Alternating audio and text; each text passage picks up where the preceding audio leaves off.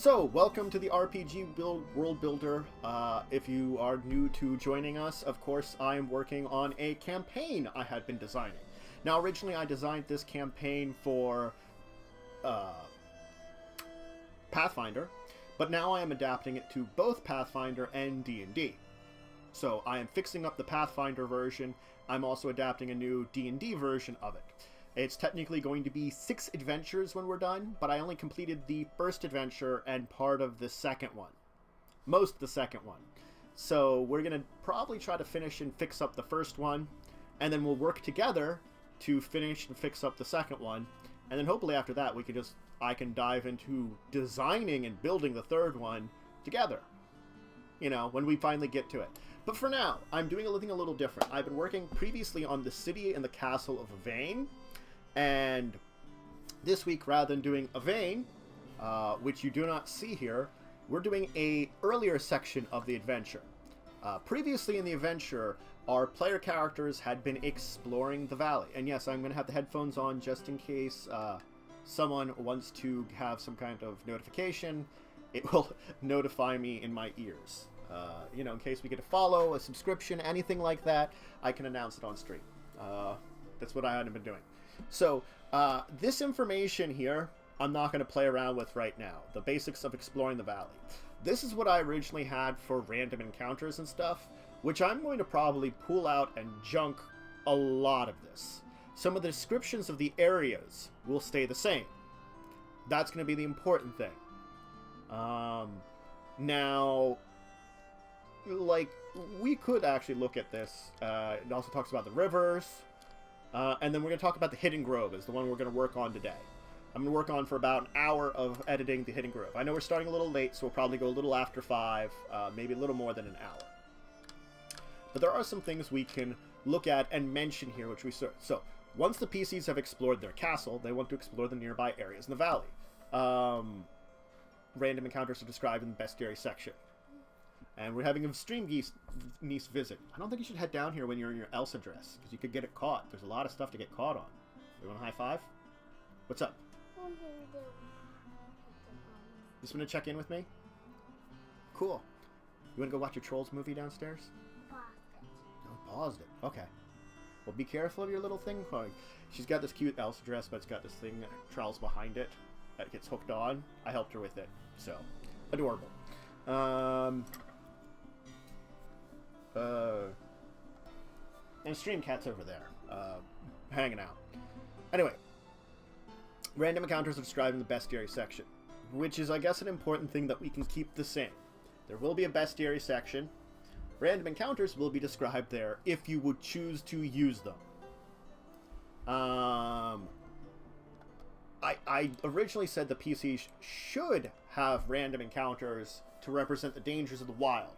But I think what I should have at least one encounter. At least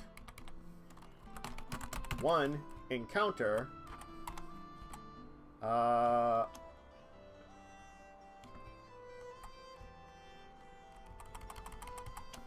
When they begin to explore, just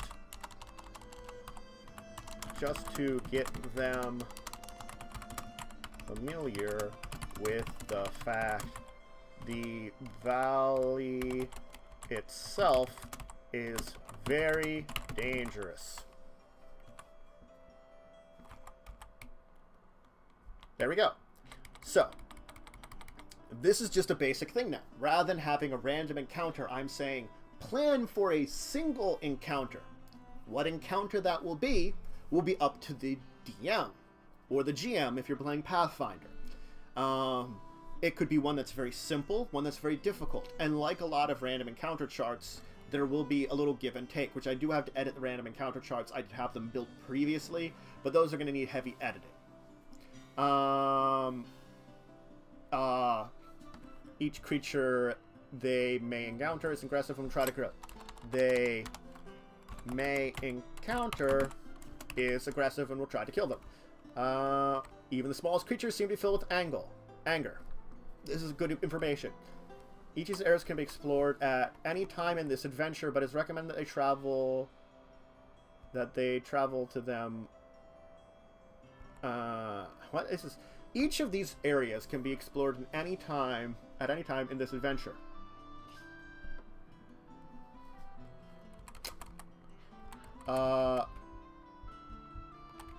But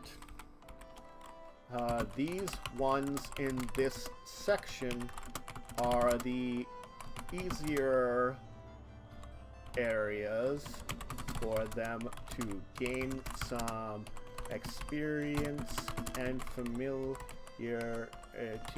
with the region. There, that sounds a lot better.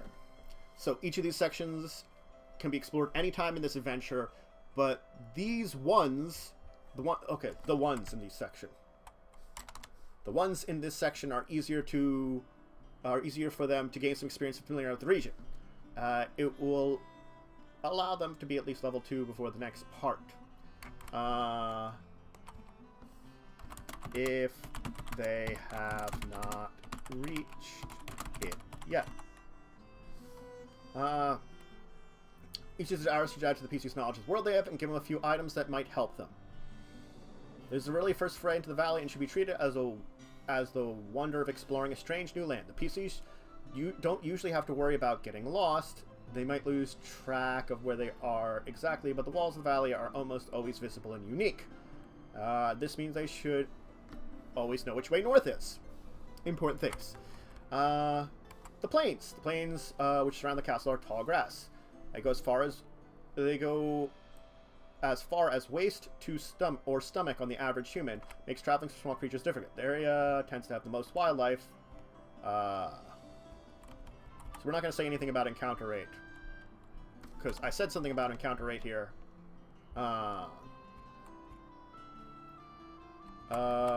So what I want to say is, so if they were to have an encounter, this would be the most likely region.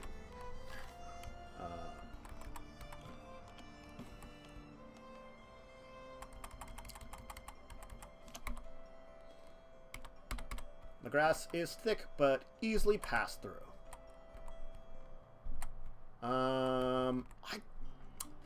See, this part here I would get rid of for D&D, but I would keep it for Pathfinder. So we're going to say this for Pathfinder too.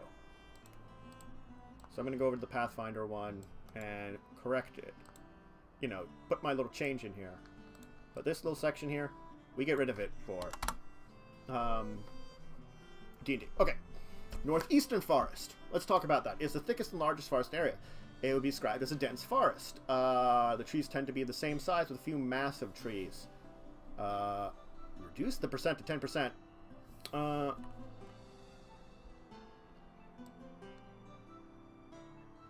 So let's get rid of that sentence, because that's just stupid. These are foster. Increase any DCs to avoid getting lost by 10 in this forest. So this is a lot of Pathfinder stuff. There's only 5% chance. That's percentage. What the heck is that 10%? I don't know what that 10% is. It was something to do with forests in Pathfinder that I probably said. That's stupid.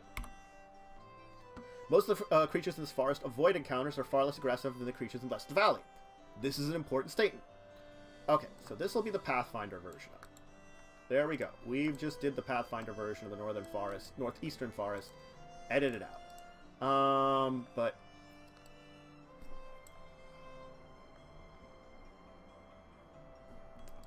the undergrowth is quite thick, making it difficult terrain to travel in. See what we're doing here? We're just doing a couple quick edits to like fix this up, and the Pathfinder version is a lot more numbers heavy, and that's what we try to want to cut out a little bit in the D&D version, because I feel like when you're writing for Pathfinder, you want to account for some of the numbers a little bit more, because it is a more numbers heavy system when it comes to 5th edition Dungeons & Dragons. 3rd edition Dungeons & Dragons was also just as number heavy, because remember, Pathfinder's a legacy from that. So we do want to keep some of those numbers. So when I was saying like 70% dense forest and 30% light, that doesn't mean a lot in and of itself, but if I was a GM for Pathfinder, I would go look up in the information in the books, and they would tell me, oh, this is what dense undergrowth is, this is what light undergrowth is. It is incredibly easy to get lost. I can just say it's incredibly easy to get lost. PCs will have to check often to keep traveling in one direction. If I knew any One Direction songs, I would have made a joke about that, but I don't. There we go. So now, we edited both the Pathfinder version and the D&D version and made them better. And again, we're cutting out talks of the random encounters, because the random encounters were something I crutched myself on when I first wrote this, that I want to cut down. Alright. Why don't we try to finish these up and then do the Hidden Grove? Because this has been a little fun little thing looking at terrain talking. The Northwestern Forest is slightly smaller and considered medium density forest. There's very little shade from the light here, as well the canopy is quite light in comparison to the average forest. There's very little heavy undergrowth. So it's 5% in the forest. This important information, like this is, if there's very little heavy undergrowth, that could be the sentence for D&D. So when it comes to Pathfinder, we'll keep the 5%. Otherwise, there are no massive trees in this forest, and no signs of them being cut down could be found. Because it looks like, oh, maybe someone cut them down. There's only 1 to 2% massive trees can be found.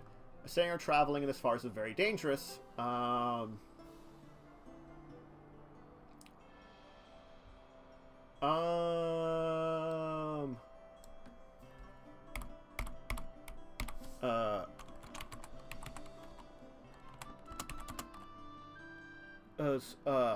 Patrols of dangerous creatures at all times through this forest.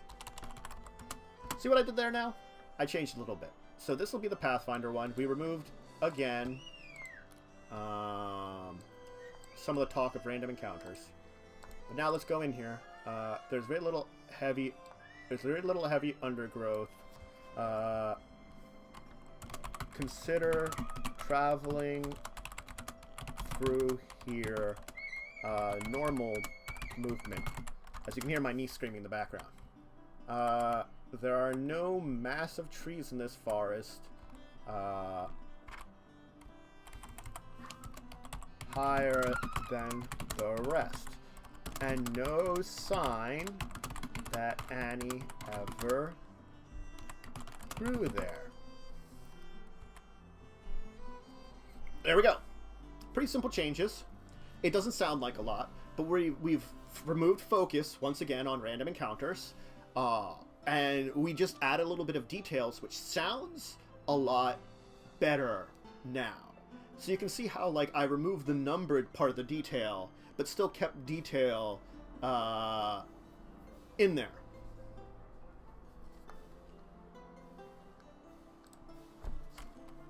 Oh, that's not what I wanted to do. So, so that should be a, what? I don't want page lock. Insert. Comma. So, consider. Alright. I probably could have named this stream D&D, but because I'm talking about Pathfinder a little bit too, that's why we're sticking with creative. So if you see down below it says creative, that's why I went with it. Alright, let's talk about the Southern Swamp. It's the most dangerous area the PCs could explore at this time, or should explore. See, this is numbers. That's good for Pathfinder. The rest is light undergrowth intertwined with trees. The trees have massive canopies covered in twisted shadows. There are twisted random islands that make up the solid land of this area. Travel is difficult. Unless some raft or boat is employed, a PC must travel through deep bogs. Occasional ruins or signs of ancient inhabitants can be found here, though the PCs arrive, none are inhabited. Things that describe prevalence, not many of them are biting. They are annoying, but nothing that the PCs could not dealt with. In swamps, without protection of insects to repel them, -1 penalty to attack perception checks involving concentration. The air is also filled with a lot of mist. 45% lot of mist to obscure visions beyond 30 feet, and a 35% chance of heavy fog. Ugh. So I want to get rid of this percentage here. So we're getting rid of the random encounter percentage. Gyms allow to alter what creatures the PCs encounter if another seems more appropriate to the area they're currently traveling in. So now the fog is the mist is kind of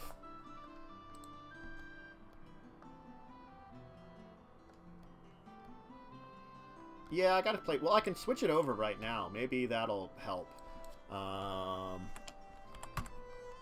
Because it is more primarily Dungeons and Dragons, and I can update the stream very easily. Worm. So maybe that's probably a good idea, since I am basically taking something and adapting it from Pathfinder to D&D, but editing the Pathfinder version of it a little bit. See, now the fog and the mist are really kind of a jerk move on my part, and I recognize it now. Like, the insects are annoying enough, and if we go to our handy-dandy player's handbook here, we can get a condition. I know there's got to be one that matches biting insects, if conditions would show up to me.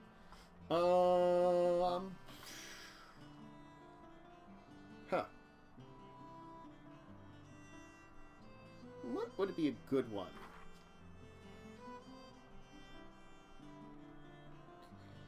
I don't want to be completely... I could be like... Unless you have protection against the insects, you get the poisoned condition as long as you're in there. That's really a jerk move. I'd remove the fog if I did that. And made the insects more of a problem. That'd be an interesting thing. That, like, if you're in the forest, it's like the insects are just bad for you. That's an interesting thought pattern, to sort of switch things around when we're coming to them. But let's wait to do that for our D&D. Let's wait to do that. So, other than that, I think, let's just make this a lot higher chance of light mist that obscures all vision beyond 30 feet. So the light mist, we're going to keep a lot of that. So we're going to have a 50% chance of light mist and a 15% chance of heavy fog, which is that stuff that's pea soup. So it's just basically the place is covered this strange mist 70% of the time. So here's our altered Pathfinder version. So let's just throw it into the Pathfinder version of the sheet. Not a lot of changes there. It's filled with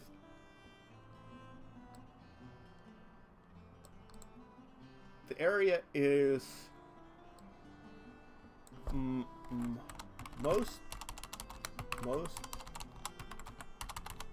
mostly bogs, with many of them being quite deep. The rest is light undergrowth intertwined between. See, that's fine then. Treats of magic vanities, twist random islands, travel is difficult, rat or both. Points. So now what we're going to do is we're going to get rid of the fog. Without any kind of protection, any PC that is traveling in the swamp suffers the poisoned condition. And open flame within 10 foot of a PC, or protective clothing prevents this. Some natural repellents can be found with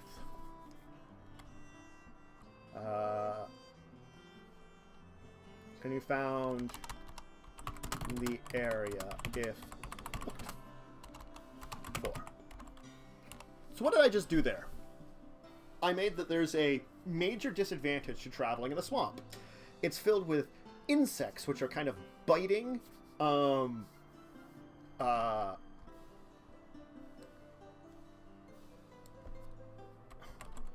biting and swarming. I switched it from like annoying buzzing insects which distract you and fog to now little bugs that fly around and keep biting and stinging into you. And so it keeps you kind of annoying and kind of a little sickly. So you have this kind of like poison condition as long as you're there. That's kind of hard for you to concentrate. But if you have something like an open flame to keep them away, or protective clothing, or even if like you can find some kind of plant that you could like smear up and rub on yourself, you can keep them away. That's an interesting little take on that. I like what I did there to alter it around. And you can see there now they're completely two different environments. We had one that's kind of this mysterious mist cover area, and I'm not saying there can't be mist in this current version of it. I'm just not focusing on the mist. I'm focusing on the swarms of insects as the real danger of the place. Interesting changes there. Okay. So here. Rivers in the valley are very dangerous. The water is very fast, about 70 feet around. The water is relatively warm, so swimming is not entirely unpleasant. This changes when you factor in the creatures of the river. It's filled with sharks, crocodilians, and dangerous fish. Species are common and crocodilian. There's river banks invisible. Otherwise, they're in the current.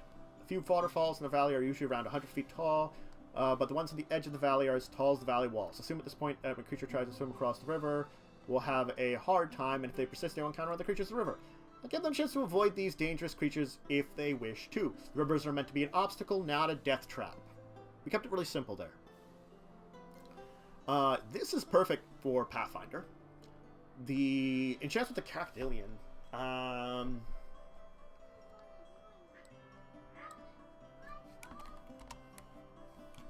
You can always place a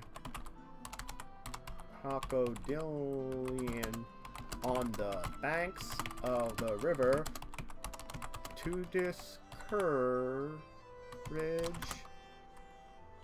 PC curiosity.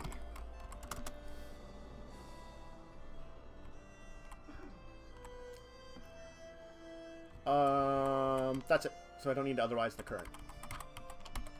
There we go. Excellent. Oh, whoops. Alright, cool. There's some little extra edits. So let's talk about the Hidden Grove.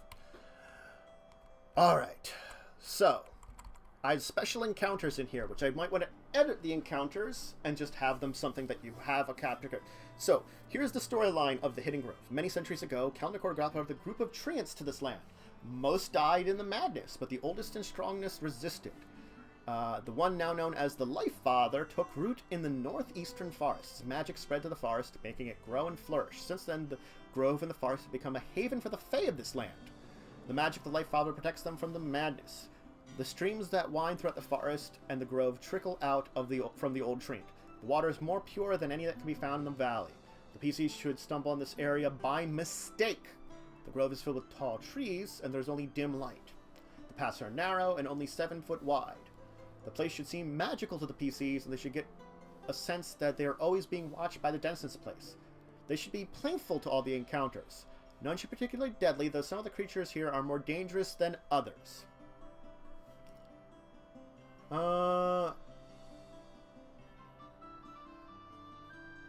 So, I want to change around how these encounters happen. Give me a second here.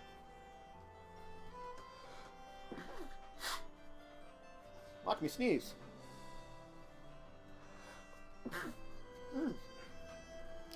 Jeez.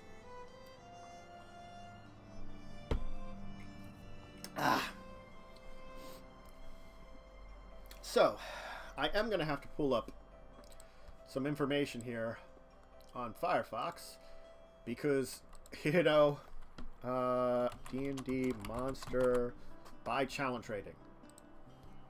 Because there's fortunately a nice index of D&D monsters by challenge ratings I can use to reference, which I might need because heck if I know all these creatures off the top of my head are in 5th edition.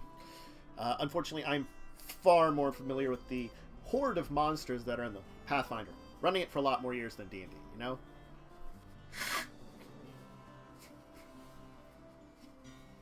Okay, so, I'm changing this around. In between each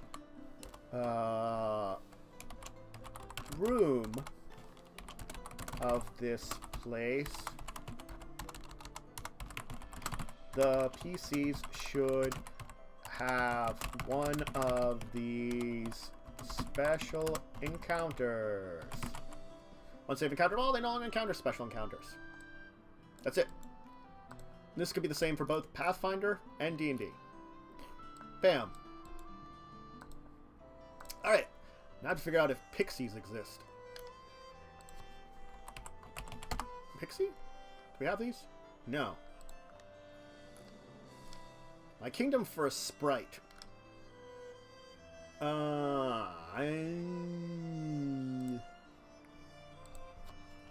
D&D 5e Fey monsters. Thank you! Oh, there's a monster by type. I did not know that for 5th edition. Sprites! God, sprite. Oh, the sprites are the one with the short bow.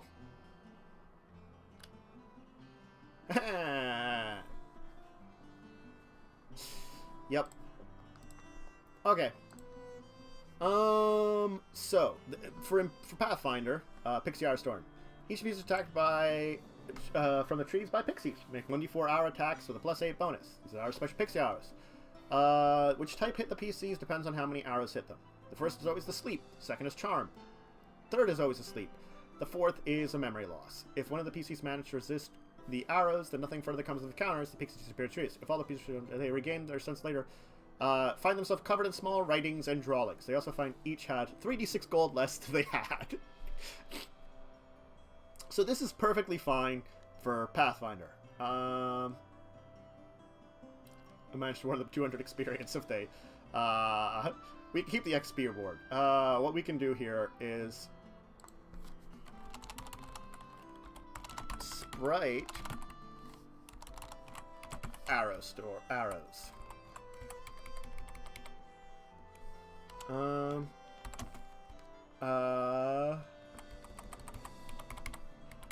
By hidden sprites.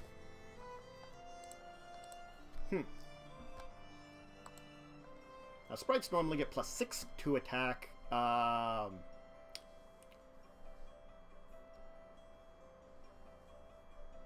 it's trying to knock them out.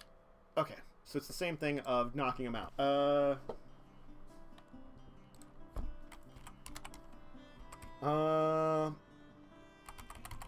We're not just to change it to 2 arrow attacks on each PC with a +6 bonus.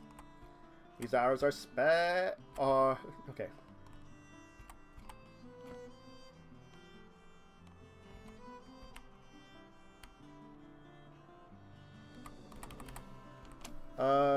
Treat these as the standard arrows of sprites, but if the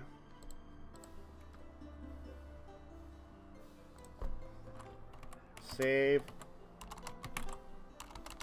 against the poison condition fails, the PC is automatically put to sleep instead. So it's more potent than your average pixie sleep. And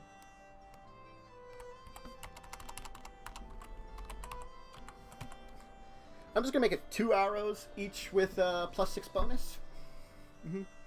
Now, would 200 be an appropriate amount for Dungeons & Dragons? What's your CR for a sprite? 1/4? Challenge rating 1/4?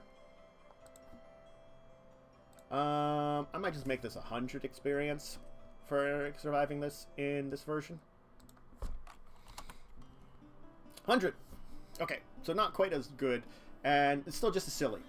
They get hit with arrows. Each might take 2 damage, and then they make Constitution. And advantage.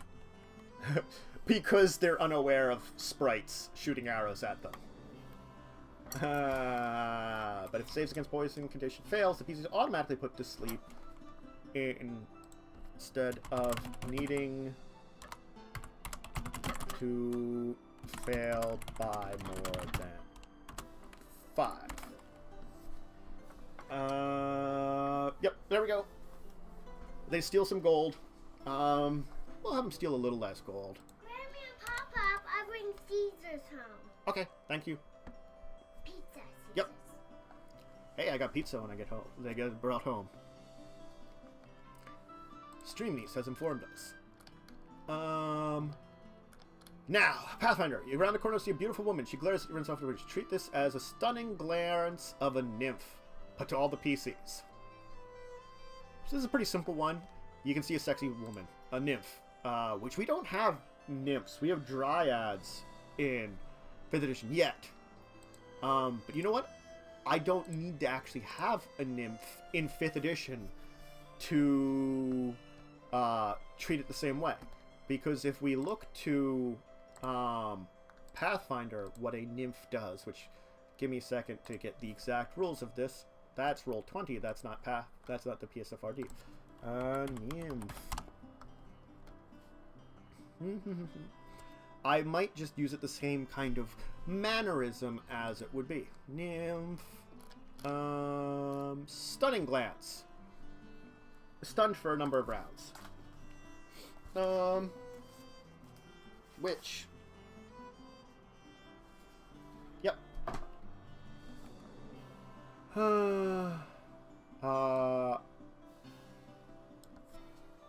Each PC must make a... God, what kind of save would it be against this? Charisma? Charisma save might make sense because it's beauty. Save DC is going to be potent or be stunned for a minute.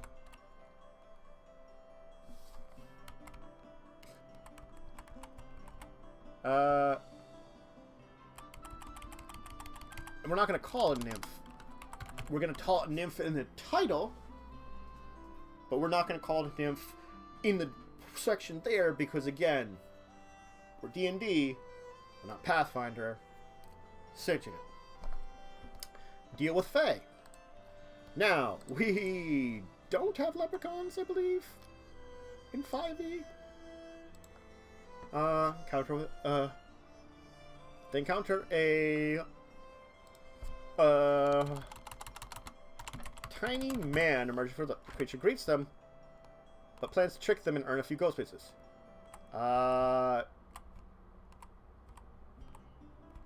He...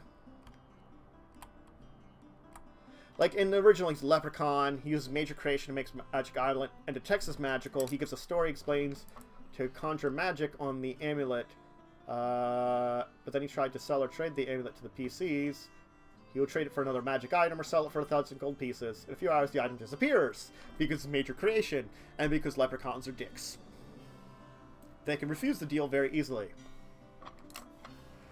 And they get experience if they defeated him.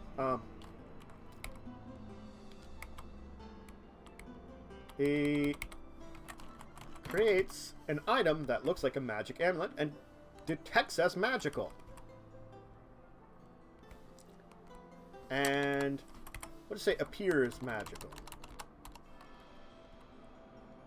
Appears magical. You can store like conjure magic on the amulet and tries to sell or trade it to the PCs. You trade it for a magic item or sell it to them for 100,000. No, we'll keep it the same.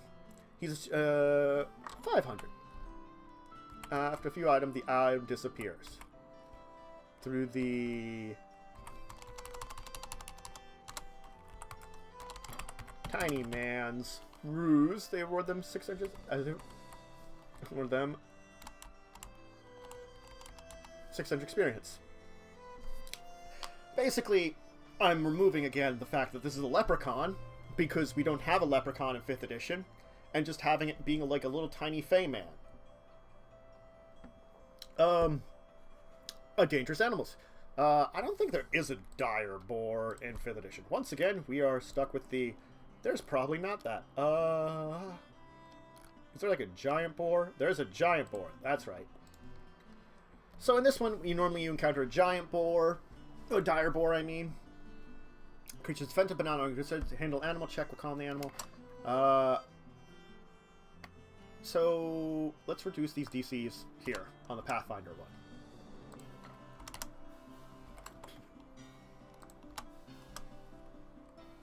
See?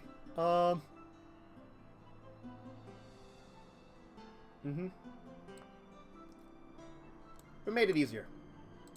We made it easier. That's all we did here. We changed it around. We just made them easier. Now,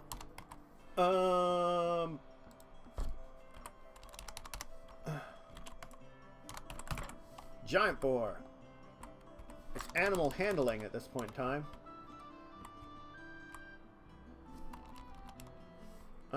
Animal handling can be used to pacify the creature. I think that's the way we want to say it. Yeah, animal handling can be used.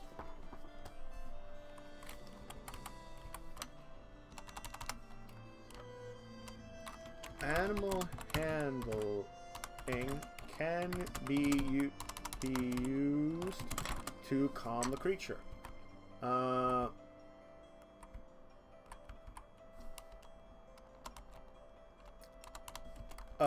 little bit of food along with a medicine check or a healing spell will do the same. If they kill the boar outright, the creature will only defend itself. See, there we go. We made it that the people want to help the boar. A saw brew of... If they refuse, the lot disappear. If they refuse, the lot disappear into the forest. If they join, they make up a number of hours from the member of the party.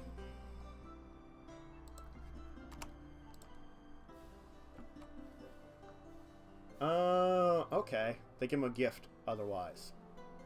A group of random fae are having a party. So we have to give them PCs a gift. What's a good gift to give them? Before I gave them a campfire bead, which is a protective item of low level. It's a very, like, weak kind of thing.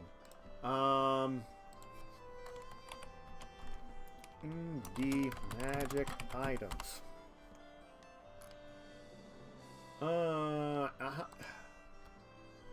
Hey, D&D Beyond has a list of magic items. Thank you, D&D Beyond. Let's go uncommon. Filter. Filter me, D&D Beyond. Man, I'm actually enjoying the fact that D&D Beyond actually would help with this for once. something that's useful, that's... So this should all be uncommon. And let's make it a wondrous item. Uncommon wondrous item. Bag of holding might be good.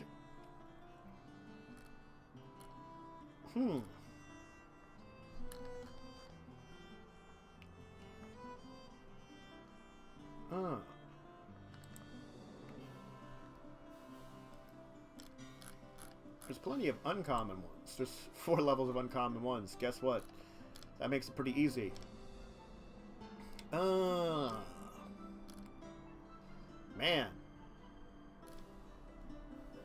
This is it.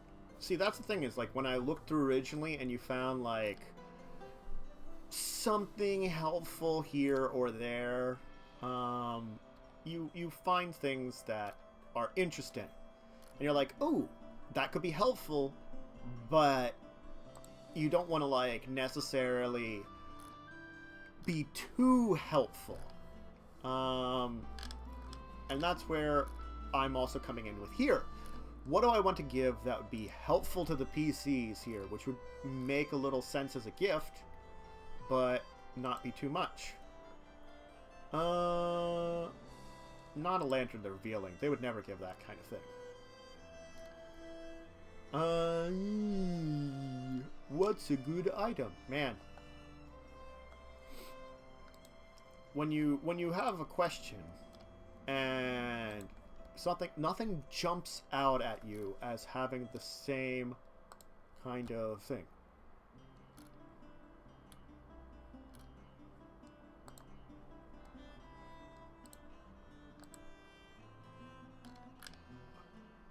Oh, let me refresh my thing.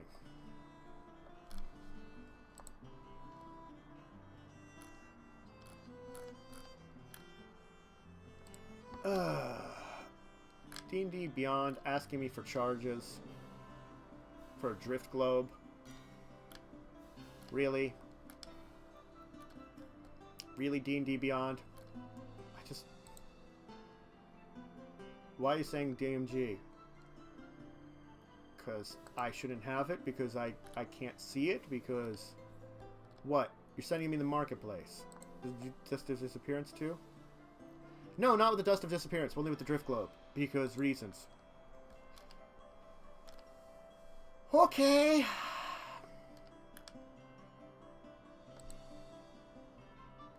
No.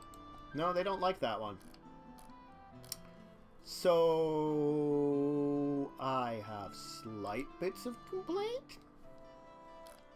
Just a few. Just a few.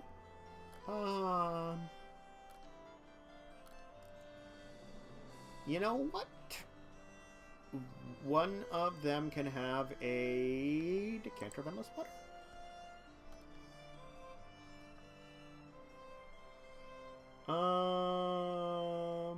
Yeah.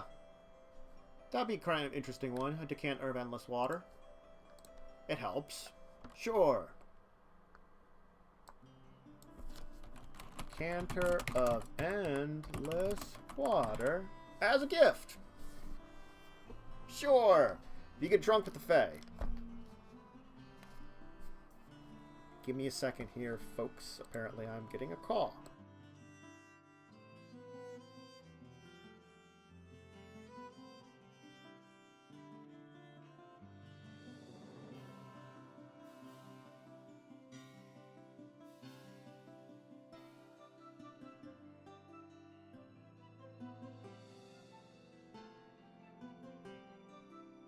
Sorry about that. Let me send messages to people that need to have messages.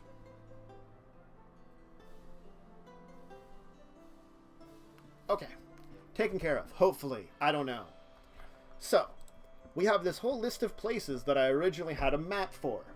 I want to reevaluate how this place works. Now, we have already spent 45 minutes here editing the terrain, editing the landscape, so we're not going to get the hidden place done today. We'll hopefully finish up next week, get back to Evain next week. But why don't we get a few of these places done today? So what I'm thinking is we have it... I I have no idea what's going on, what I'm getting calls for.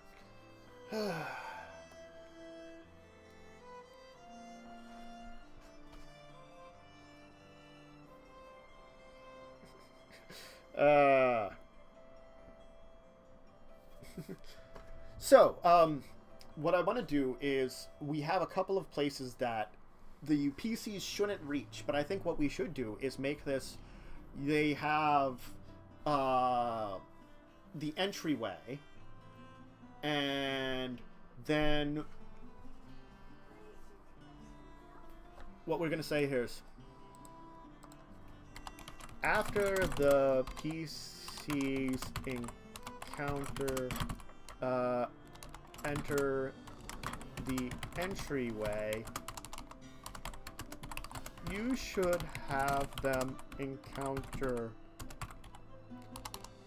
at least, for the Pathfinder side, we probably want to say, like, we're going to probably try to cut down on these, like, 2d4 of these rooms before heading to meet the Life Father.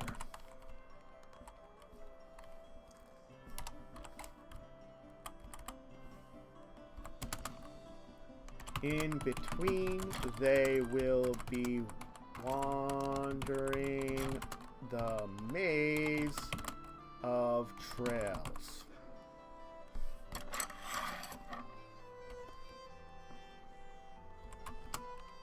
The order is up to you. The order is up to you. So we are going to use this for the Pathfinder one. This language here, exactly as I said it there. At least half of these. Ooh, this is terrible. Areas. So we'll switch it over here to areas. We're heading to meet the Life Father. In between, they'll be wandering a maze of trails. The exact order they visit the ones they go to is up to you. I actually like this better for Pathfinder too. I think we should change it around to both of them that way. A little bit of language change. Okay. So we're going to keep the entryway the same. As you wander through the woods, you come across a path in the woods. Following it, the trail emerges to a small opening. Dim light cascades down through the trees. On the other side of the area, the trees once again part. Beyond lies an even darker path, one of cascading lights and strange sounds. I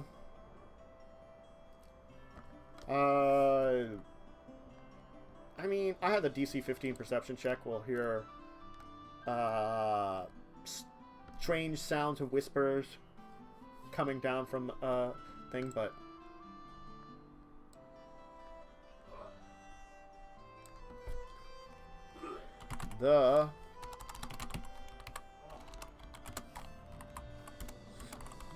we'll hear strange sounds and whispers coming from deeper in the grove.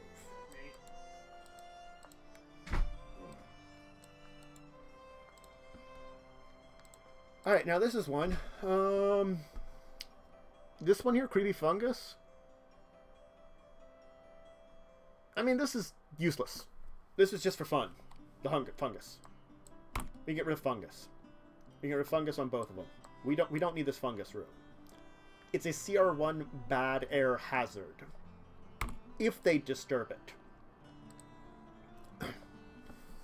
Alright. So here, small stream. Small stream bubbles out of the forest here and back into the forest on the other side of the clearing. A little more light filters in here. The wind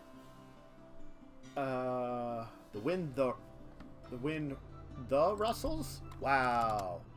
The wind rustles through the leaves and gives the area a higher sense of mystery as the shadows focus. 2 female fawn can be found here. They're very promiscuous.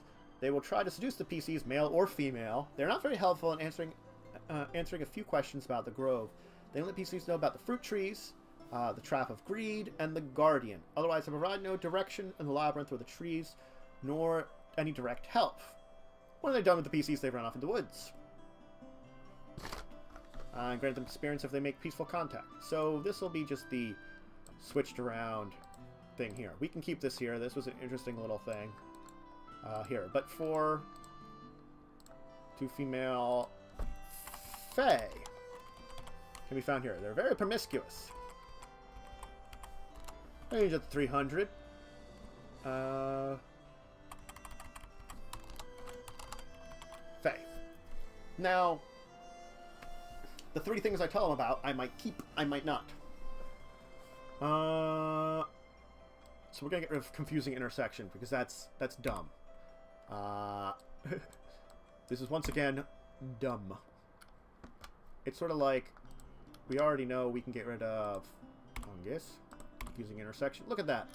We're already down to 12 areas, of which 2 are special. The bottom 2 here. 1 is gotten rid of, so that's 9 to choose from. Okay.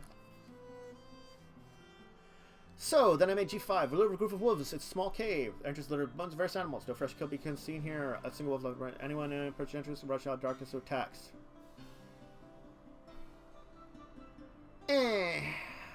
I mean,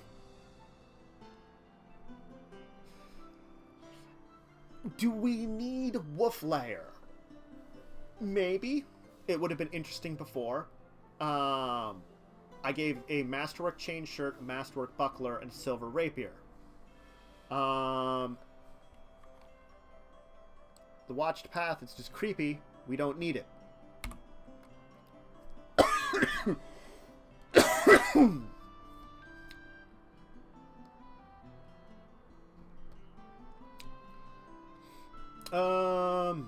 Actually, I could take this old humanoid corpse and put it with a deep pool of water.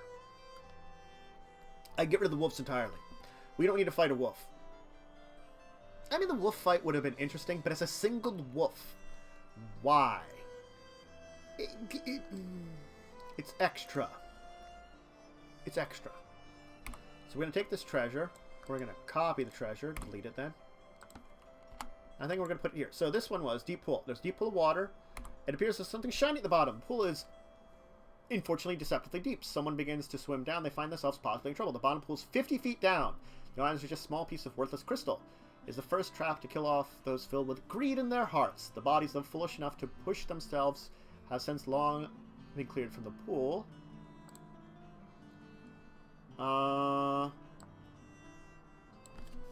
There is one exception. The body of an old humanoid.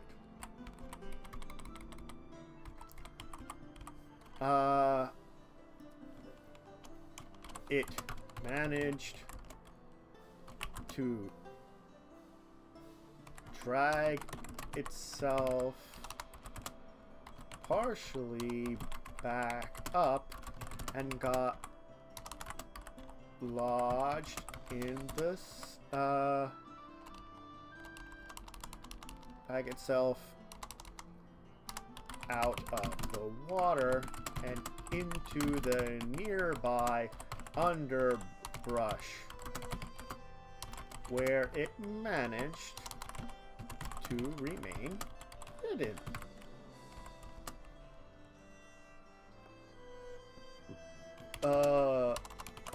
Look around the area reveals it.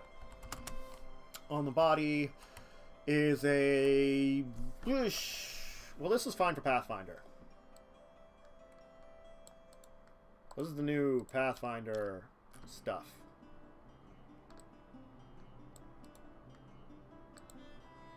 What do we get rid of over here? We have G1, G3, G7.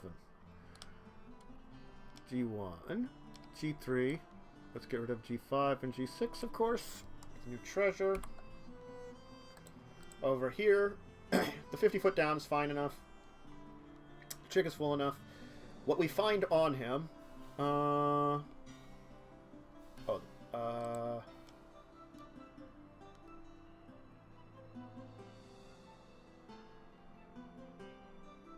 Pouch, 5 pound. So we can just say a pouch can be found nearby with gold in it. So we'll do that. A pouch can be found nearby. Inside the pouch is a potion of bless. I don't think there's a potion of bless in this. Is there?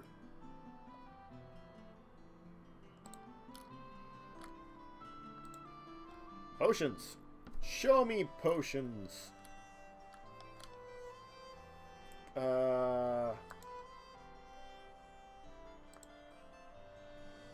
D&D Beyond.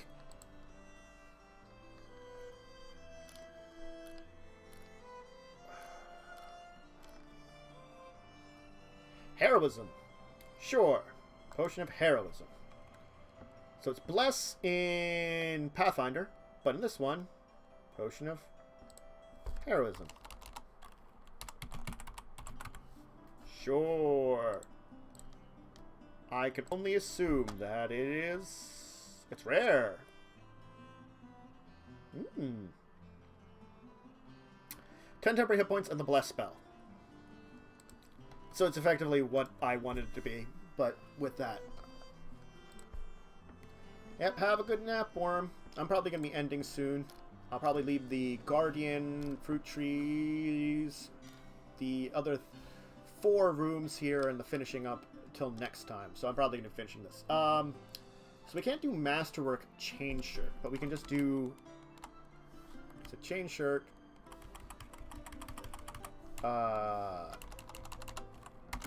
Shield. And a Silver Rapier. Which is pretty simple stuff. I mean... Just changing it to 3 items like that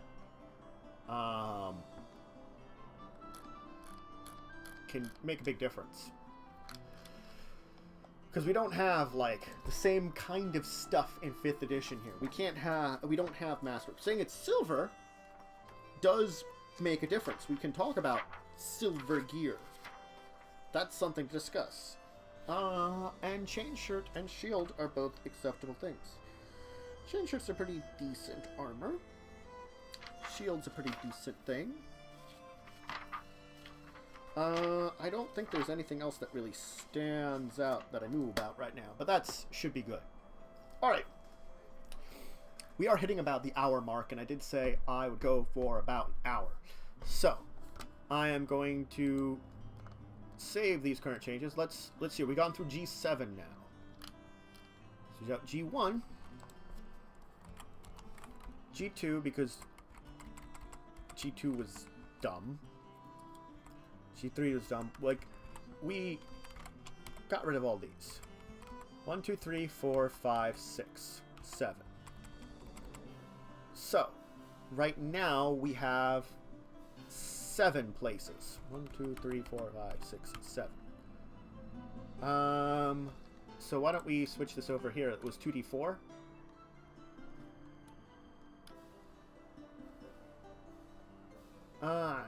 Oh, I just said half the places.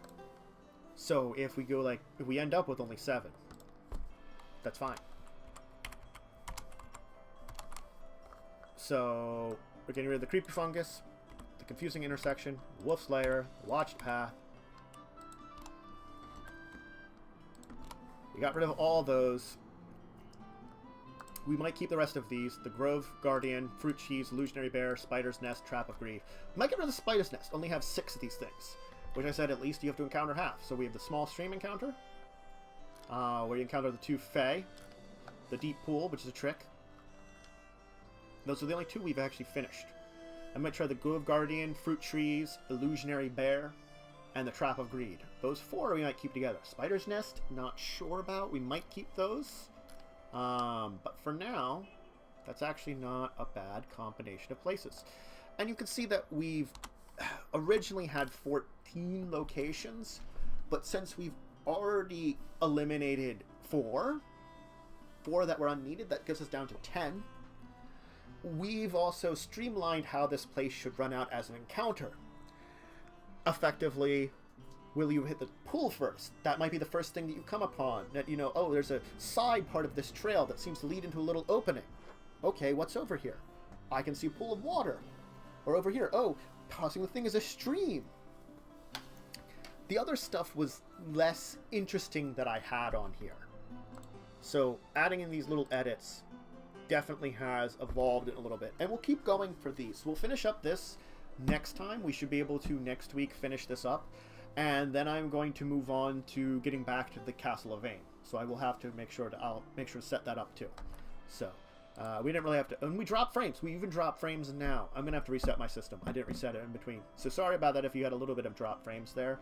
I can't believe we dropped 15% frames when I wasn't doing anything. I'm having problems. Frame droppage. Anyway, but thank you all for those of you that did join me, and I hope you can come back next week for more RPG world building. Same time, probably a little longer. I'm trying to go for 4 o'clock.